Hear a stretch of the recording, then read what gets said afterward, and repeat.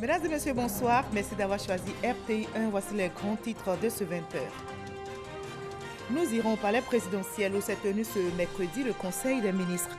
Le gouvernement a décidé, entre autres, de renforcer les mesures en faveur des PME, de construire des marchés ouverts à Boaké et à Yopougon. Les travaux vont coûter 59 milliards de francs CFA.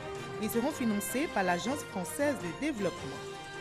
Ce 11 décembre, le président de la République a donné le top départ de l'enrôlement des populations en vue de l'attribution des nouvelles cartes d'identité. Le chef de l'État s'est fait enrôler au palais présidentiel ce mercredi. L'Office national de l'État civil et de l'identification démarre ainsi. L'objectif est de constituer une base de données centrale et sécurisée. Le ministre d'État, ministre de la Défense, Ahmed Bakayoko, était à la primature où il a lancé au nom du Premier ministre le registre national des personnes physiques. Ce registre contribuera à la modernisation du système d'État. Il comporte des données biométriques et biographiques des Ivoiriens, des personnes d'origine étrangère résidant ou de passage en Côte d'Ivoire. Le ministère de l'Éducation nationale, de l'enseignement technique et de la formation professionnelle appelle à la cessation des violences scolaires. La ministre Kandia Kamara interpelle les élèves auteurs de violences dans des établissements et réclamant des congés anticipés. Le bilan fait état de 3 morts dans les villes de Daloa, d'Anyamang et de Dimboko. Soyez les bienvenus sur RTI1. Nous commençons tout de suite par le palais présidentiel où s'est tenu ce mercredi le traditionnel conseil des ministres en présence du chef de l'État Alassane Ouattara. Le gouvernement a décidé, entre autres, de renforcer les mesures en faveur des petites et moyennes entreprises, de construire des marchés ouverts à Boaké et à Yopougon dans le district d'Abidjan. Les travaux vont coûter 59 milliards de francs CFA. Ils seront financés par l'Agence française de développement à Ouattari. Le gouvernement veut améliorer les conditions d'exercice du commerce de détail et de demi-gros à travers la réalisation d'infrastructures stratégiques pour l'économie nationale. Le Conseil des ministres ce mercredi 11 décembre a ainsi décidé de la construction de 2 grands marchés et leurs abords à Yopougon et Boaké. C'est un projet qui comporte 2 composantes. La première composante est relative à l'aménagement de la zone marchande de Boaké, et qui d'ailleurs, dans cette composante, nous avons 5 volets.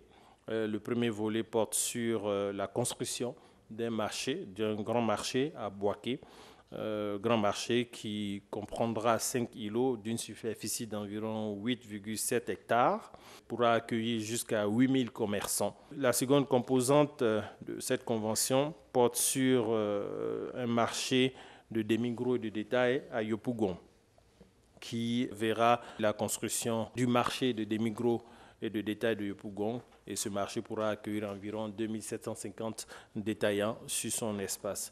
Dans le cadre du plan national de développement sanitaire qui vise à améliorer les plateaux techniques et renforcer les capacités d'hospitalisation, la commune d'Abobo, bientôt dotée d'un centre hospitalier universitaire. Le centre hospitalier universitaire d'Abobo sera doté d'une capacité de 600 lits avec un pôle de spécialité, notamment en matière de néphrologie, y compris la dialyse et la greffe rénale. Le gouvernement qui entend faire du secteur des petites et moyennes entreprises le moteur de la croissance économique a autorisé le renforcement des mesures en faveur des PME. Face aux difficultés que traversent les PME, liées pour l'essentiel à l'insuffisance des financements et à l'accès limité des PME au marché tant public que privé, le gouvernement a initié diverses actions pour redynamiser le tissu de ces entreprises. Ces mesures ont consisté globalement à améliorer les mécanismes de financement des PME, à leur octroyer des avantages fiscaux et à faciliter leur accès au marché public. Afin de consolider le secteur privé et apporter des réponses fortes à la problématique de l'autonomisation des jeunes, le Conseil a arrêté diverses autres mesures. Ainsi, le Conseil a instruit le ministre chargé des PME et l'ensemble des ministres concernés à l'effet de prendre les dispositions utiles pour l'élaboration d'un document de politique publique pour le développement de l'entrepreneuriat et une stratégie nationale d'encadrement du secteur informel. Le porte-parole du gouvernement, Sidi Tchemoko Touré, a par ailleurs annoncé la visite du président français Emmanuel Macron en Côte d'Ivoire du 20 au 22 décembre 2019. Le prochain Conseil des ministres est prévu pour se tenir le 18 décembre 2019 à Yamoussoukro. Et toujours au palais présidentiel, le chef de l'État, Alassane Ouattara, a donné le top départ de l'enrôlement des populations en vue de l'attribution des nouvelles cartes d'identité. Le président Ouattara s'est fait enrôler ce mercredi donc. L'Office national de l'État civil et de l'identification démarre ainsi. L'objectif est de mettre en place un système de gestion efficace des flux migratoires en vue de constituer une base de données centrale, unique, fiable et sécurisée. Après la phase pilote de 2 semaines, l'opération va s'étendre à l'ensemble du pays en janvier 2020. Et non loin de la présidence de la République, à la primature, le ministre d'État, ministre de la Défense, Ahmed Bakayoko, a lancé au nom du Premier ministre le registre national des personnes physiques. Ce registre contribuera à la modernisation du système d'État. Il comporte des données biométriques et biographiques des Ivoiriens et des personnes d'origine étrangère résidant ou de passage dans notre pays. On en sait plus avec Herman Guivi. Un numéro unique pour tout faciliter. L'accès à l'état civil, les démarches administratives, les transactions financières et bancaires, les documents de transport, abonnements, contrats et autres. Un numéro unique, un NNI, un numéro national d'identification attribué par le registre RNPP à chaque personne qui y est enregistrée, délivrable en 3 occasions: à la naissance, lors d'opérations d'identification comme le renouvellement ou la demande d'un titre d'identité, lors de l'entrée sur le territoire, aux différentes frontières terrestres, maritimes et aériennes. Le registre national des personnes physiques démarre par le renouvellement des cartes nationales d'identité venu à expiration depuis juin 2019 et devant venir dans les jours ou les semaines à venir à expiration. Ce sera là la première opération qui va être menée dans le cadre du registre national des personnes physiques. Dans les mois à venir, la seconde phase va démarrer, notamment autour du mois de juillet 2020, qui va consister à la couverture du territoire national au niveau donc du projet État civil, qui permettra à la Côte d'Ivoire de pouvoir enregistrer à 100% l'ensemble des faits d'état civil qui surviendront dans notre pays. Dans les jours qui suivent, des supports d'information seront mis à la disposition du grand public, afin que dans un avenir très proche, tous les Ivoiriens puissent figurer au registre national des personnes physiques.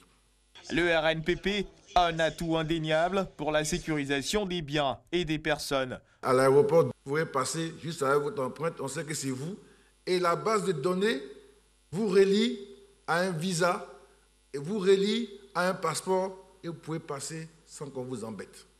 Si vous sortez d'Abidjan, et quand vous sortez, vous n'avez pas besoin de carte d'identité parce que les données que vous avez en vous vont être reliés. Donc ça permet un très haut niveau de sécurité. Représentant le Premier ministre Amadou Gon Coulibaly, le ministre d'État, ministre de la Défense, Ahmed Bakayoko, n'a pas manqué d'insister sur le bouleversement positif qu'engendrera la mise en œuvre du RNPP sur le quotidien des populations. À terme, le citoyen pourra se faire délivrer ses documents administratifs, notamment des actes d'état civil, sans avoir à se déplacer de son lieu de résidence habituel. Le RNPP est ainsi un outil moderne qui participera directement au développement socio-économique de la Côte d'Ivoire. Le RNPP, c'est plusieurs avantages, tant pour l'État, pour les personnes physiques, mais également les entreprises privées et administrations publiques. Sa mission première, moderniser de façon systématique le système d'état civil à travers l'utilisation de procédés électroniques à la pointe de la technologie.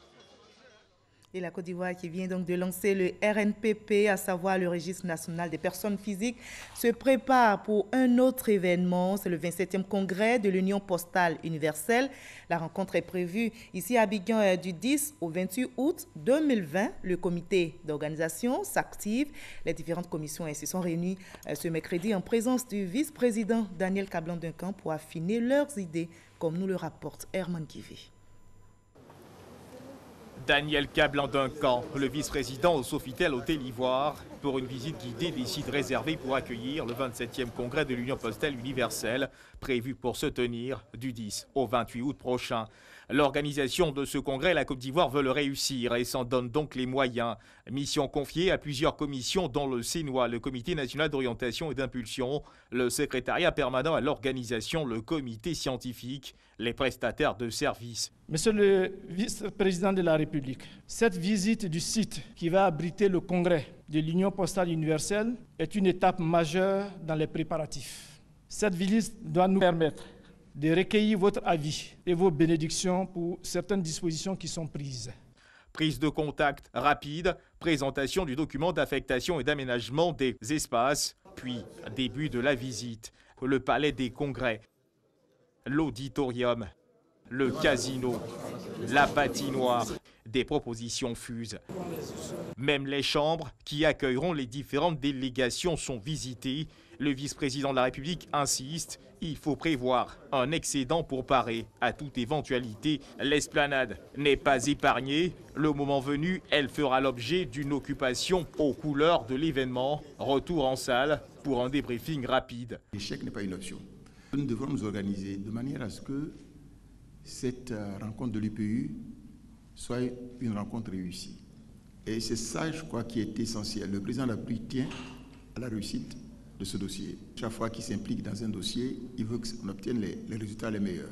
Le congrès de l'UPU, une rencontre qui devait se tenir depuis bien longtemps en Côte d'Ivoire, reportée plusieurs fois pour diverses raisons. Le pays entend, cette fois, se donner tous les moyens pour honorer de la plus belle des manières ce rendez-vous international.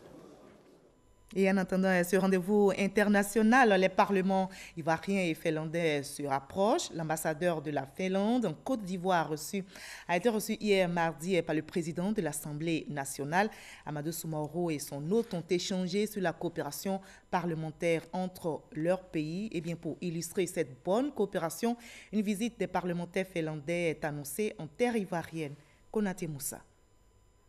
Le rapprochement des parlements de la Finlande et de la Côte d'Ivoire, le renforcement de la coopération entre les deux pays, des sujets au centre de la rencontre du président de l'Assemblée nationale, Amadou Soumaoro, et l'ambassadeur de la Finlande en Côte d'Ivoire. Nous voulons naturellement avoir plus de relations commerciales. La Finlande a beaucoup de savoir-faire en éducation et environnement. Changement climatique, nous sommes les premiers dans le monde dans ces matières et nous sommes tout à fait intéressés et prêts à partager avec la Côte d'Ivoire. Et nous avons aussi planifié un peu une prochaine visite de parlementaires finlandais à Côte d'Ivoire. La visite des parlementaires finlandais en Côte d'Ivoire est prévue pour le mois de mars 2020. La coopération parlementaire entre la Côte d'Ivoire et deux autres États, à savoir le Qatar et l'Égypte, se matérialise aussi. Le président du Sénat, Janoua Oussou-Kouadio, a échangé avec les ambassadeurs de ces deux pays.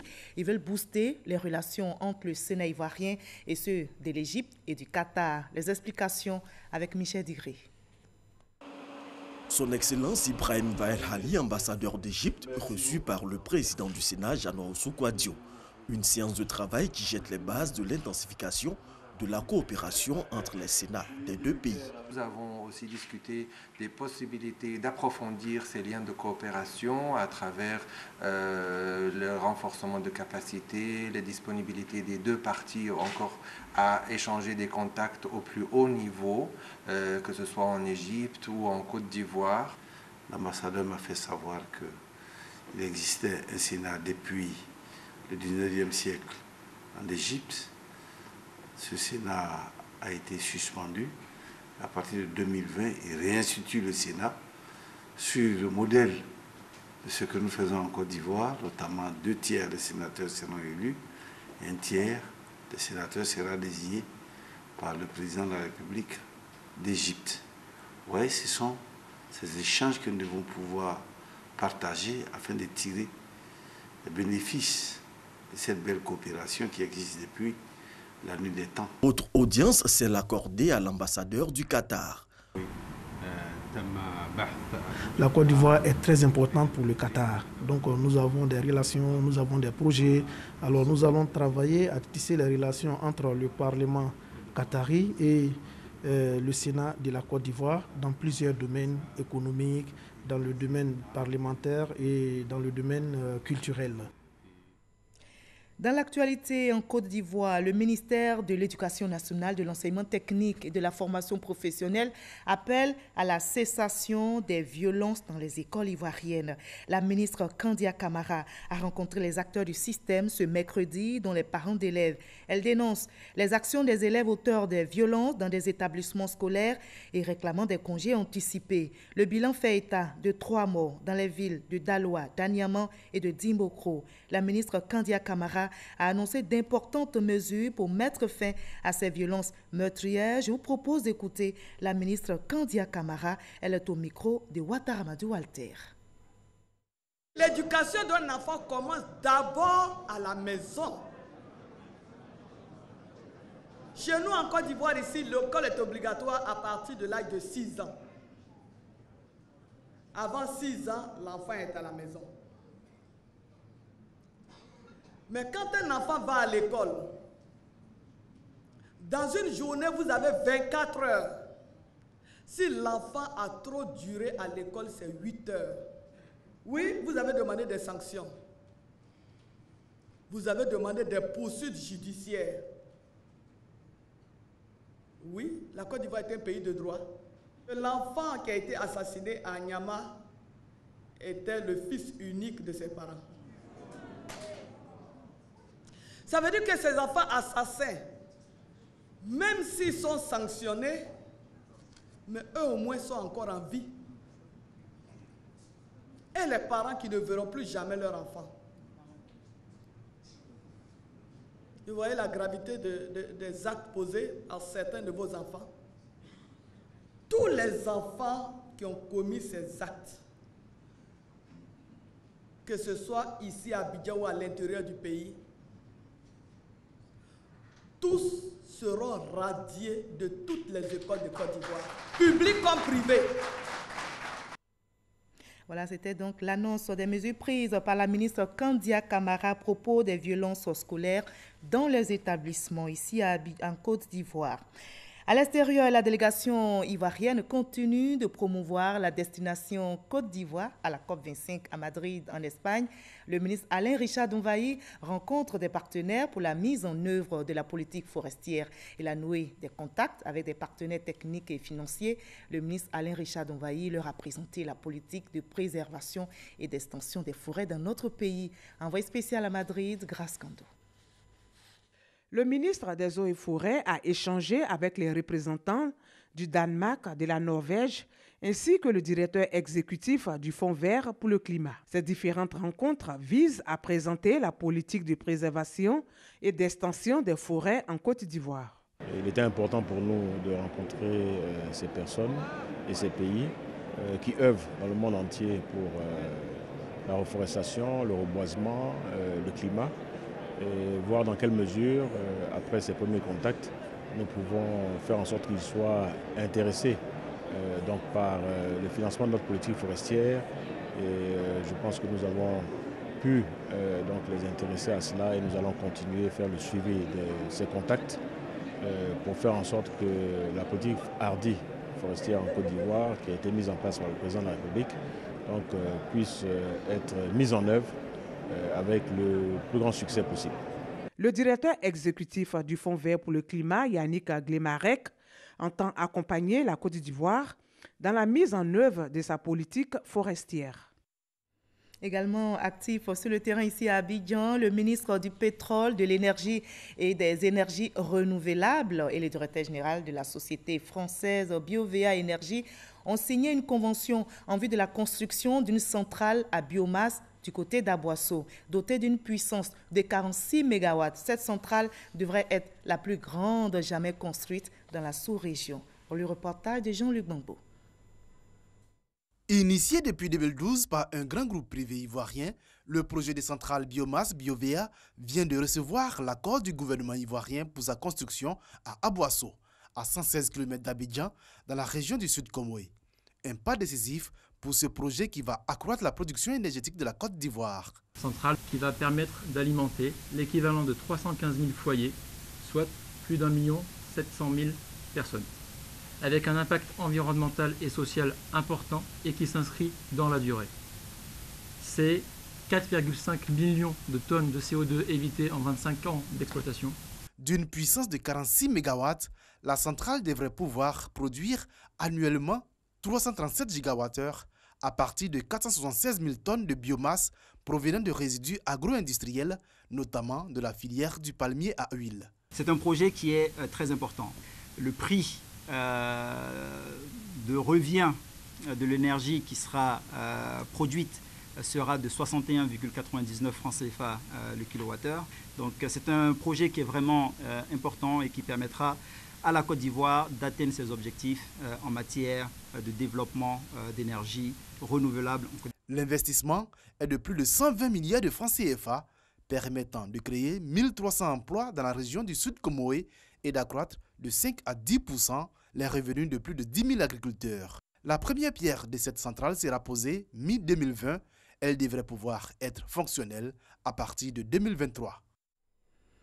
Et on passe à une autre bonne nouvelle. Elle concerne surtout les usagers de la Société des transports abidjanais Sotra. Le parc automobile du transporteur public national va s'agrandir de 500 nouveaux autobus. Le contrat commercial pour la fourniture de ce matériel roulant a été signé ici à Abidjan avec la compagnie suédoise Scania.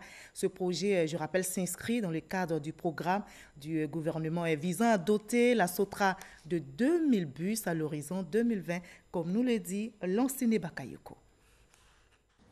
Selon le contrat commercial paraphé sous le regard du ministre des Transports Amadou Koné et de l'ambassadeur de Suède en Côte d'Ivoire Maria Lessner, c'est dans le courant de 2020 que la Société des transports abidjanais va réceptionner les 500 nouveaux autobus fabriqués par la compagnie suédoise Scania. Ces véhicules qui seront livrés progressivement comprennent 450 bus de 13 mètres compatibles au diesel et 50 articulés de 18 mètres propulsés au gaz. Ce premier contrat de référence ne se limite pas seulement à la livraison de matériel roulant. Il s'agit d'un nombre d'autres prestations, il inclut la construction des dépôts de bus et la rénovation des dépôts de bus. Et finalement, la formation des agents de la Sotra, ainsi que concerne des machinistes ou des chauffeurs, ainsi que des techniciens, où on s'engage vraiment à rester de vos côtés pour leur fournir du matériel et d'autres soutiens. Ce programme s'inscrit dans le projet présidentiel d'Alassane Ouattara d'améliorer les conditions de déplacement des populations abidjanaises, mais surtout de permettre à la ville d'Abidjan d'exploiter tout son potentiel économique. Quand on sait que près du quart de la population de la Côte d'Ivoire vit à Abidjan, donc la mobilité à un moindre coût était un facteur important pour le gouvernement qui œuvre tous les jours pour l'amélioration des conditions de vie de la population. En attendant la signature de l'accord de financement en négociation avec le ministre des Transports, ce contrat commercial ouvre la porte à l'acquisition de la 4e et dernière vague d'autobus dans le cadre du projet de l'État de Côte d'Ivoire visant à doter la Sotra de 2000 autobus neufs de 2017 à 2020. Et on passe maintenant à l'actualité politique nationale. Je vous conduis au QG du RHDP où a eu lieu une rencontre entre l'ambassadeur des États-Unis en Côte d'Ivoire et une délégation du Rassemblement des Oufouettistes pour la démocratie et la paix avec à sa tête Adama Bictogo, le secrétaire exécutif du RHDP. Ensemble, ils ont échangé sur plusieurs sujets, notamment les élections de 2020. Sidonie Davila. L'ambassadeur des États-Unis face à une délégation du RHDP, conduite par le directeur exécutif du parti, Adama Bictogo. Les discussions qui ont duré près d'1 heure ont porté sur différents points, notamment les élections de 2020. Nous avons beaucoup parlé de l'importance d'une année électorale qui renforcera la stabilité, qui est vraiment indispensable à la continuation du progrès. Nous avons parlé de l'importance du climat apaisé, donc d'un climat de confiance. J'ai rappelé, comme je le fais souvent, que bien sûr les États-Unis d'Amérique sont neutres en matière de politique intérieure en Côte d'Ivoire, mais nous ne sommes pas neutres dans notre conviction que des élections démocratiques crédibles renforcent la stabilité. Nous avons assuré son Excellence, Monsieur l'ambassadeur des États-Unis, pour dire que le président de la République et son gouvernement ont engagé un dialogue politique qui a permis donc la mise en place d'une commission électorale qui a obéi donc à un moment donné, a pris en compte les recommandations de la Cour des droits de l'Union africaine et qu'aujourd'hui, le RHDP s'attelle à mettre en place, à renforcer son implantation au plan national, mais qu'en tout état de cause, le RHDP est engagé dans la voie permanente de mise en place d'un climat de confiance. Cette visite de travail avec l'ambassadeur des États-Unis en Côte d'Ivoire rentre dans la dynamique des rencontres initiées par ce dernier depuis 2 mois. Voilà donc la rencontre avec l'ambassadeur des États-Unis, la délégation du RHDP était conduite par Adama Bictogo, directeur exécutif du RHDP. On parle toujours du RHDP. Je vous conduis du côté de Bouaké où les coordinateurs régionaux du parti de la région de Béké ont été investis de plusieurs missions, notamment promouvoir la paix et la cohésion sociale. On en sait plus avec Soro Corona. Les ministres Amadou Kone, Jean-Claude Kouassi, Sidi Timoko Touré, installés en qualité de coordonnateurs principaux du RHDP, Rassemblement des oufoutistes pour la démocratie et la paix de la région de Béké. Ce coordonnateur et les associés forment ainsi le commando qui doit faire triompher le RHDP dans la région de Béké au soir de l'élection présidentielle d'octobre 2020. Pour ces fers de lance de la victoire du parti au pouvoir, l'union, la paix, la cohésion sociale, le contact avec les populations et le bilan du RHDP seront les messages à véhiculer. Le RHDP tire sa source de ce désir de regrouper les différences pour que nous soyons un pour pouvoir diriger ce pays à l'effet d'apporter à tout un chacun les attentes, les solutions par rapport à les différents problèmes. Le président de la République lui-même nous a dit, à partir de maintenant, soyez sur le terrain et nous prenons l'engagement d'être effectivement sur le terrain à vos côtés. Notre tâche a été facilitée par le président, notre tâche a été facilitée par le Premier ministre et je voudrais vous dire que le 30 octobre 2020, le RHDP dans le Béké fera le score le plus éclatant de l'ensemble de la Côte d'Ivoire et nous prenons cet engagement. L'envoyé du RHDP, le ministre François Amicha, a appelé les nouveaux coordonnateurs à travailler pour une victoire éclatante du RHDP. Un parti politique se crée pour s'emparer du pouvoir ou pour conserver le pouvoir. Le RHDP a pour vocation d'apporter la paix, la stabilité, le développement dans ce pays. Et c'est pour cela que vous adhérez nombreux à ce parti. Les coordonnateurs régionaux et leurs associés ont pour mission d'installer leur coordination départementale, sous-préfectorale et communale avant le 30 décembre 2019. Pour cette cérémonie d'investiture, le Rassemblement des oufoutistes pour la démocratie et la paix a battu le rappel de ses militants. Et toujours sur la scène politique nationale, le président du Rassemblement pour la Côte d'Ivoire, Rassi, a prononcé une conférence de presse pour faire l'état des lieux de la situation socio-politique en Côte d'Ivoire. Face aux journalistes, il a appelé le peuple à se rassembler et invité le gouvernement à discuter à nouveau avec l'opposition, notamment sur la question de la commission électorale indépendante. On en sait plus avec Ahmed Traoré et Herman Divé. Conférence de presse du RACI, le Rassemblement pour la Côte d'Ivoire, animé par Soro Kanigui, son président. À l'ordre du jour, tour d'horizon de la situation socio-politique en Côte d'Ivoire. Soro Kanigui, le conférencier, appelle le peuple de Côte d'Ivoire à se rassembler autour des idéaux de son parti. Nous allons maintenant directement communiquer avec le peuple de Côte d'Ivoire pour expliquer au peuple ce que nous voulons, où nous voulons aller. Notre intention n'est pas surtout de créer des palabres, mais notre intention est de défendre la démocratie, la justice et la paix en Côte d'Ivoire. En tout cas, fasse Dieu que tous les acteurs politiques, qu'ils soient du côté gouvernemental ou qu'ils soient du côté de l'opposition, travaillent à préserver l'unité nationale et la paix durement éprouvée pendant des décennies dans notre pays.